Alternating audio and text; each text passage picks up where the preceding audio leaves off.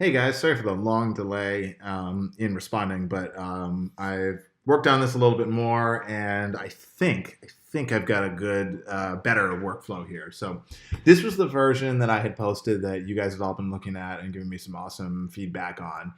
And basically, the way I had done this is I modeled all the parts for this crate. For those of you that have not seen this, this is a crate that I make, shipping crate. And so what I did is I modeled all the parts flat in a part studio. I actually modeled them in the orientation that they would be milled on the CNC machine. And one of the reasons why I did that was I wanted them all to relate to variables. So if I change the height, width, and depth of the crate, or the size of the tabs, or the bolt holes, or anything like that, I wanted to do that in one spot, and I wanted to have all the parts sort of rebuild themselves automatically.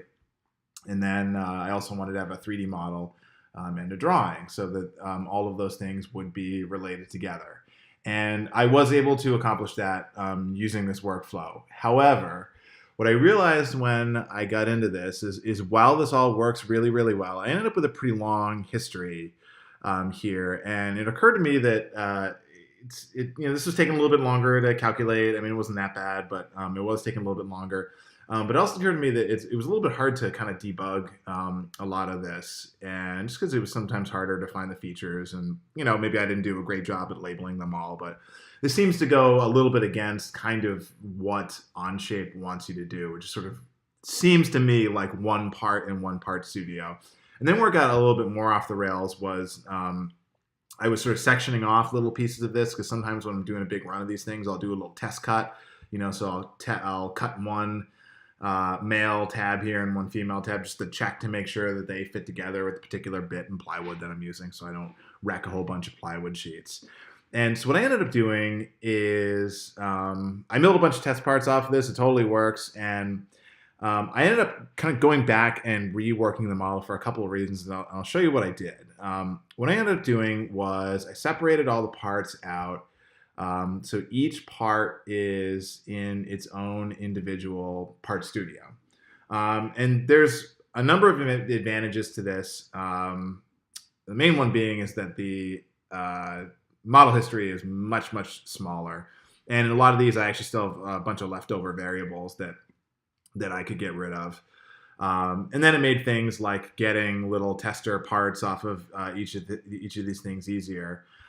So what I did with the variables is this. So any variable that is like a tiny manufacturing detail, like maybe the length of the bolts, or the little, maybe not on this one, but on some of these here where I put the little, the little radii on the corners and things like that, stuff that I wouldn't often change, I left as a variable. But then important stuff like the interior width and height and depth, plywood thickness, and the bit size that you are milling with, and whether or not you want a bolted connection or not, I made those as configurations. The reason why I did that is because oftentimes when I make these, I'm not just making one crate at a time, and making several, and the crates can be different. There can be different configurations of these. So what I thought would be a good workflow would be this. So this is obviously an assembly of all of these parts. And what I do is I just go to insert, find a part, and then I can actually alter the configuration. So interior width, height, and depth. And as long as I'm careful and I make sure when I bring in all the different parts of one of these crates and I punch these numbers in right, I will get a proper assembly.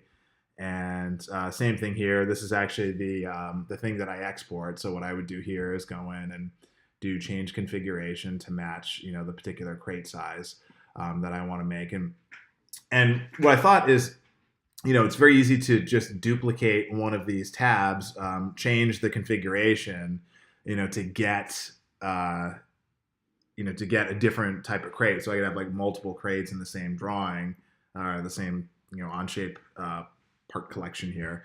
And same thing with the drawings. I can duplicate the drawing and change the configuration in the drawings. So this right now seems to be the best workflow that I can come up with.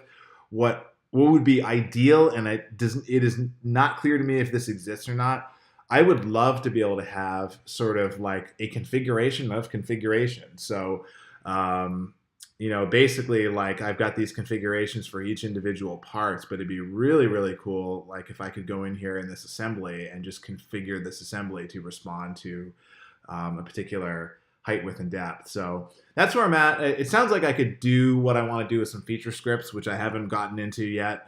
But this is kind of where I'm at using sort of the native Onshape tools, and this is working pretty great. And so thanks in part to your feedback. So I appreciate it.